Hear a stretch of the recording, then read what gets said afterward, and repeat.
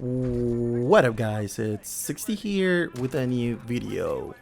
Today we're gonna talk a little bit about the Kar98 on multiplayer on Modern Warfare 2019. Let's get to it. The Kar98 or the Carabinier 98 Kurs, or however that's pronounced, it's German, I'm sorry. It's a German bolt action rifle that's been around for quite a while now.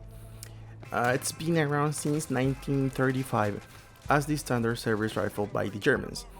The Kar98 is obviously on Call of Duty Modern Warfare 2019, and yes, it is on Warzone as well. And it has presence in so many games now that I cannot really count. I've been playing first-person shooters for as long as I can remember, and the Kar98 has been there in most, if not all of the games I have played in all these years. Well, without further ado, let's jump into it.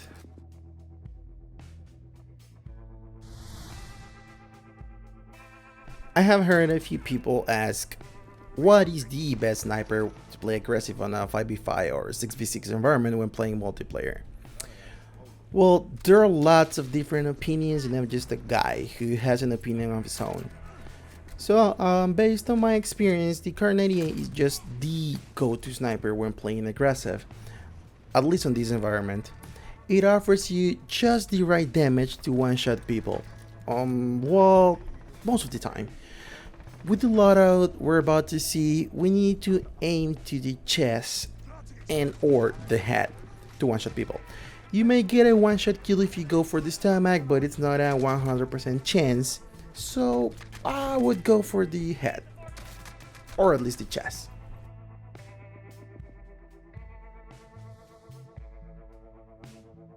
Alright, so first off, we'll look at the scope. I personally love the sniper scope. It's a 7x scope that will let you get someone in the distance, and is also good enough to get someone that is close to you. It also increases your accuracy and obviously your range.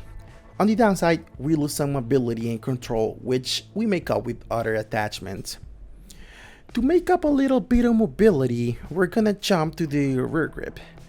We're gonna use this stippled grip tape, which will help us with mobility, but the main reason we're using this is it increases our aim downside or ADS and our sprint to fire speed, making us more aggressive by nature.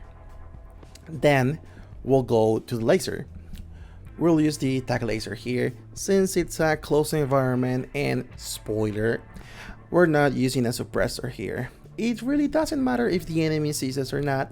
The bright side here is that it helps us with the ADS, the aiming stability, and aim walking steadiness. Not to mention, it increases accuracy, mobility, and control. It's a win-win attachment. Now for the barrel, we're gonna use a Singuard custom. It's at 27.6 inches, which will reduce a little our ADS and movement speed, but that's alright since we gain a lot using other attachments. This will help us with the damage range for long distance shots, the bullet velocity, and the recoil control.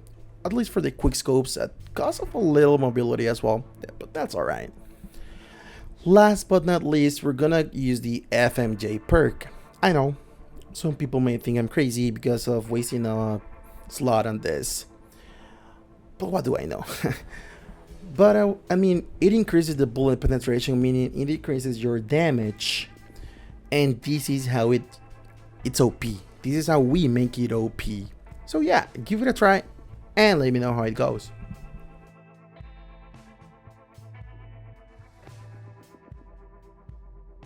Now, if you want to know what I use it with, well, here it is.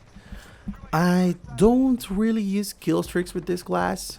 I go specialist. I target along a shotgun, a 725 to be precise, using the Ice Storm blueprint. My perks are Scavenger, Overkill, for the shotgun obviously, and Shrapnel. For my specialist perks, I use Restock, Amped, and Cold-Blooded. Then I go C4 and Steam. It's quite simple and straightforward, so give it a try.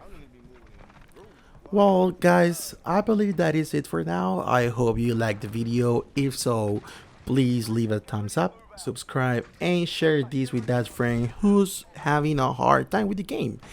I know we all do have that friend who's having a hard time when playing this game. Please let me know how it went and if there is anything you will do differently with the class. Also, if there is any other weapon you would like me to do next. Until then, see you later, guys.